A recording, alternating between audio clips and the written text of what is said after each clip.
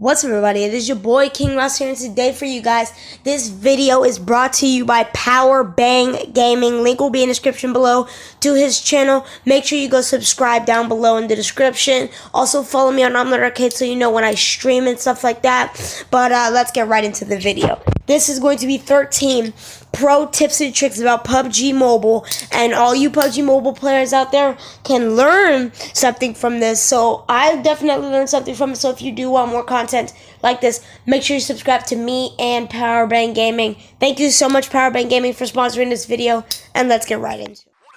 PUBG fans, and welcome to the channel. My name is POWERBANG. I'll be hosting the show today. I'm a YouTuber with a couple of hundred chicken dinners in my belly so far. Check out the link in the description for my channel that covers daily PUBG action.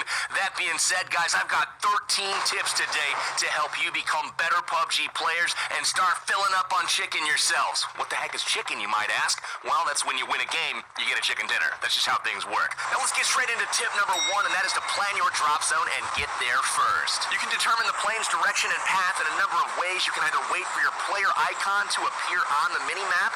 You can see what direction you're looking, and that's where the plane's coming in from. Or you can look at which direction you're facing in the plane as soon as the mini-map is able to be accessed, and you can simply take the opposite of that direction. For example, if you're looking northeast, that means the plane's coming in from the southwest.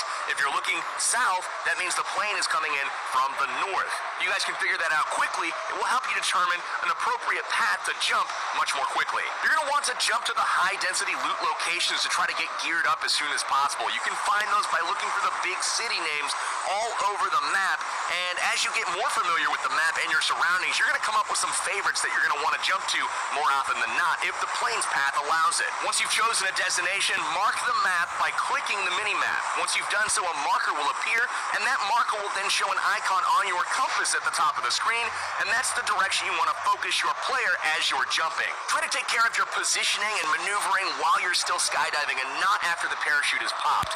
Once the parachute has deployed, you want to fly directly down to your destination, whether it's a rooftop or a building. While you're on your way there in the parachute, that is a good time to look around with the eyeball tool to make sure that you don't have enemies that are landing near you, next to you, or even on top of you. You've got to figure out if you're going to land first or if they're going to land before you, and that's going to shape how you play the game from that point forward. That leads us into tip number 2. You need to gear up quickly, and you want to make sure that you pick up the very first gun that you come across. Whether it's a pistol, shotgun, or other subpar gun, it does not matter. Having a gun is much better than having fists when you come across your first enemy, especially if it's an unexpected first encounter where maybe you didn't spot all of the people flying in right behind you. Once you guys find better weapons, obviously ditch the pistol or ditch the shotgun that you picked up, pick up the assault rifle instead, but make sure that you're looting up quickly, being super efficient with what you take, and pick up that first gun. Super important. Tip number 3 is along the same looting lines. You want to make sure that you're taking only what you need. Be super efficient. Don't take ammo and attachments for guns that you don't even have. Or don't keep the ammunition or attachment from guns that you have dropped in favor of others. If you drop and pick up a shotgun and a choke and all kinds of 12-gauge shells, you want to make sure that you ditch those once you pick up an assault rifle to replace the shotgun. The attachments and the ammo will not clear out of your inventory, and that inventory space is valuable for other things such as boosts or med kits. You want to make sure that you have the space available for the items that are actually going to benefit you. Now once you've dropped, cleared your immediate area, looted up a little bit, and you're starting to get ready to actually defend yourself or even fight, you want to take note of tip number 4, and that is to pay attention to the safe zone. Open up your mini-map, check the white circle, and if you are outside of that first white circle, you know that you need to move to get to it before that first timer counts down that's right below your mini-map and the safe zone starts to collapse. If it collapses and you're outside of it and you're in the blue zone, you will start to take periodic damage, which is not super helpful if you're trying to win the game.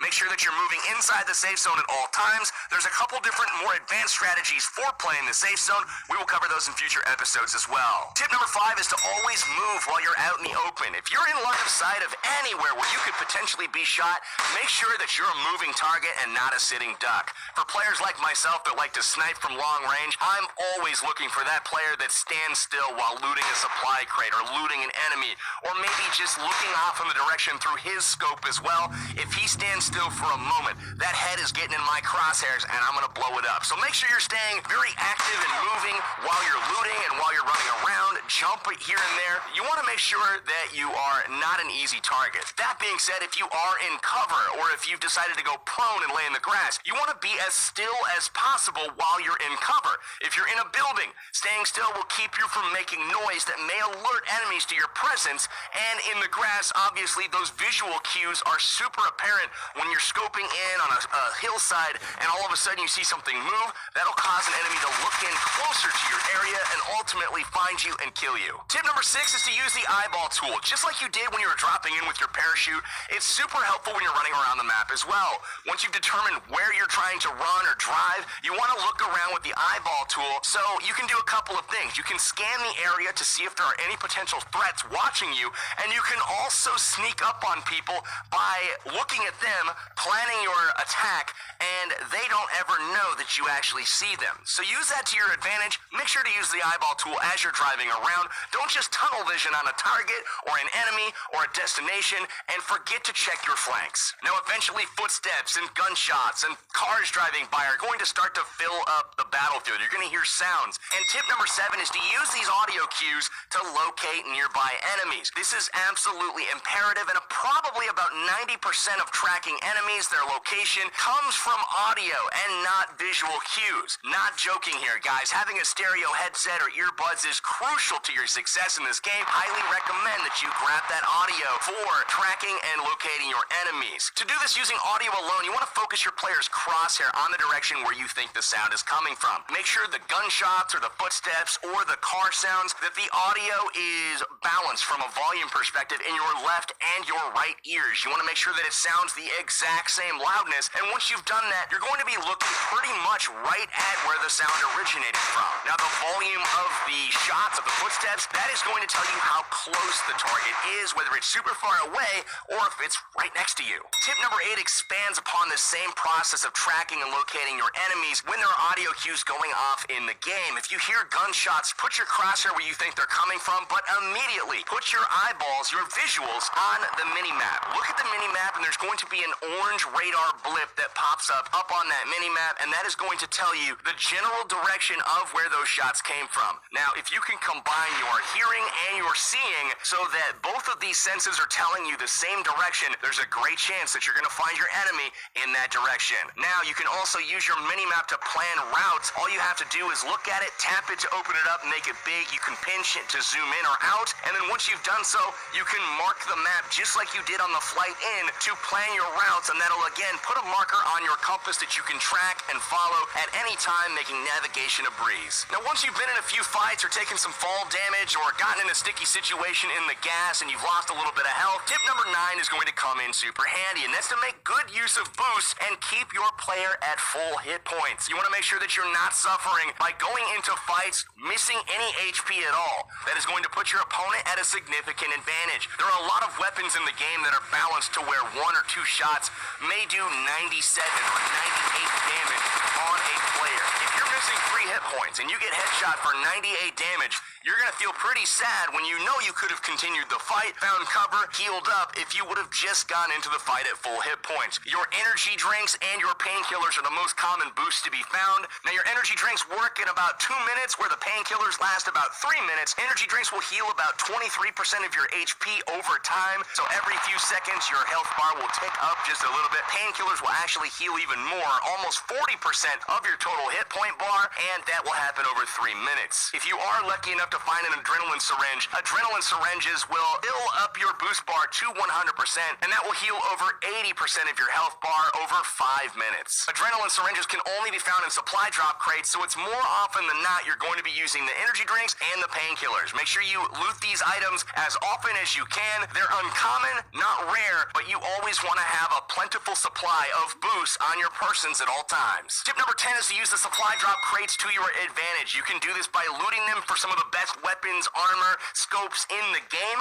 or you can use them them as bait. If you're able to get to a crate first, loot it, and get a little bit away from it, you can continue to watch the crate as other players in cars and vehicles and even on foot will surely approach it to see what was in the crate, and you can shoot them dead pretty easily. Or if you come up onto a crate late and it's been down for a while, you know that there's probably people in the area.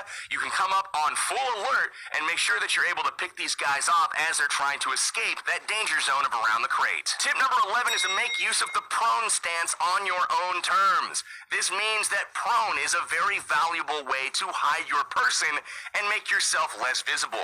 This is essentially laying down in the grass, snaking around, hiding, and attacking by surprise. That is something that is very, very effective, but it is not effective if you're not doing it on your own terms. What do I mean by that? Go prone when nobody has seen you approach an area. Don't go prone if you're being shot at. If you decide to lay down after you've already been acquired by somebody that is putting their scope on you, you are dead. They know exactly where you laid down because they're looking right at you. If you are being shot at, instead of going prone, run to the nearest cover, zigzag, jump around, make yourself a difficult target to hit, but going prone while somebody's shooting at you is essentially waving the white flag and surrendering. Unfortunately, in PUBG Mobile, there are no prisoners of war. You're just gonna die. In this game, I was able to obtain a ghillie suit and get to an area undetected, so once I went prone, I was able to sneak attack my enemies without them ever knowing where I was. Tip number 12 is to fight from cover to decrease your exposure to your enemies. People are going to be looking to take you down constantly, and if you're able to fight from behind a tree or inside of a house, yes, you might get shot, you may take some damage, but you can go behind that cover during the fight and heal up. You can even get all the way back to full health before you re-engage.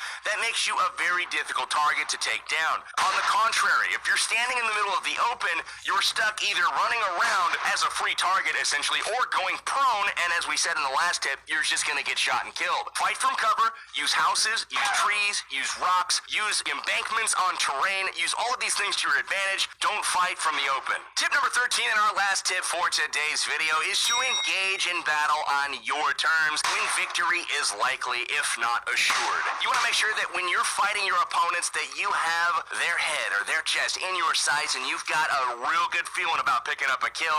You don't want to give away your position by firing before you're ready to get that kill, letting them know where you are, allowing them the ability to reposition, to get cover themselves, to heal up so they can re-engage you. Make sure that you fire when you see them and don't be pressured into entering a fight, especially if you think the enemy's fishing for your location and they don't exactly know where you are. So as you're going to see at the end of this game, my opponent, I know exactly where he is because I saw him earlier and he thinks he knows where I am based off of sound, but unfortunately I'm wearing a ghillie suit. He is wrong, he never sees me, and I'm not baited into the fight. When he finally shows himself from around the tree, I'm ready for him. Pop him right in the chest, get him in the head, and boom, winner, winner, chicken dinner. That is how it's done, ladies and gentlemen. We'll add that notch onto our belt, another chicken dinner. We're full around here, baby. If you guys are liking the tips, if you're liking the trips, make sure you subscribe to the PUBG Mobile channel. We're going to be putting out a ton of amazing videos over the next several months that are going to help you guys become a better player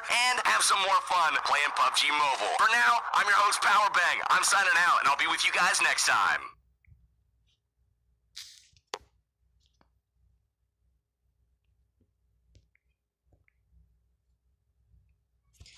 Thanks, POWERBANG. I really appreciate it. But if you guys did enjoy this video and you heard what POWERBANG said and you want more PUBG Mobile tips and tricks like this video, make sure you smack the like button. Go down in the description below. Subscribe to POWERBANG. Follow me on Omelet Arcade. And I'll see you in the next video. Peace.